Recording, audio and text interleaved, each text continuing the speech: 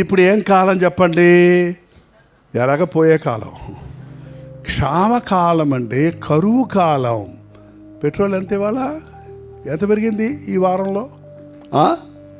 క్షామకాలం, కరువు కాలం. కరువు కాలం రాబోతుంది. అంచె దినములలో కరువులు.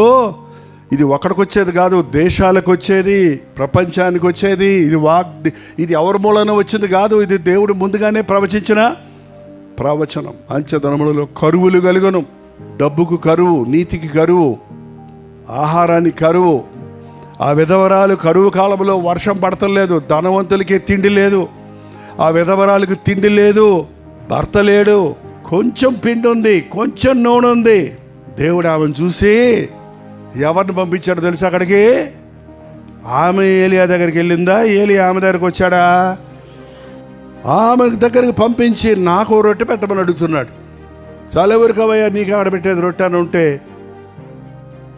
ఆమె సంగతి ఏమయ్యేదో. ఆమె విశ్వాసాన్ని తెలుసు, ఆమెకు విశ్వాసం ఉంది. నాకు చిన్న రొట్టె తెమ్మన్నప్పుడు తెస్తే కరువు కాలం అంతా ఏం జరిగింది?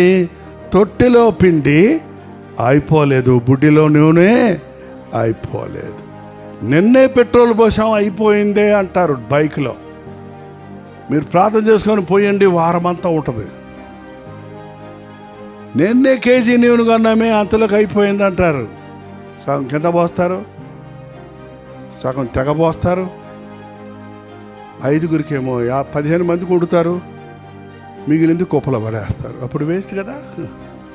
కరువు కాలంలో జ్ఞానం ఇస్తే దేవుడు కావలసింది ఇస్తాడు. ఒకేసారి ఒక 100 బస్తాలు బియ్యము, ఒక ఇన్ని లీటర్స్ నూనె ఇచ్చేయలేదు ఆమెకి. కానీ తీస్తూ ఉంటే వస్తూ ఉంది, తీస్తూ ఉంటే వస్తూ ఉంది. ఏ నాటికి ఆనాటికి చాలు, రేపటి గురించి చింతించొద్దు. ఇవాళ ఇచ్చాడు దేవుడు, హల్లెలూయా చెప్పు. రేపు చూస్తాడు ఆయన, విశ్వసించు. కరువులో ఉన్నవారిని ఎంతమందిని కరువు కాలంలో ఇస్సాకు విత్తనం వేసి 100 ఫలమో పొందాడు. అదే దేవుడా మన దేవుడు? మనం నమ్మింది యేసు ప్రభు అదే దేవుడా? మరి ఇంకెందుకు దిగులు? దేవుని యందు విశ్వాసం వచ్చిన వారిని ఆయన ఎడుగుడు. సింహపు పిల్లలు ఆకలిగొని లేమి కలిగి ఆకలి కొంటేమో కానీ యెహోవాను ఆశ్రయించిన వారికి ఏ మేలు కొద ఉండదు.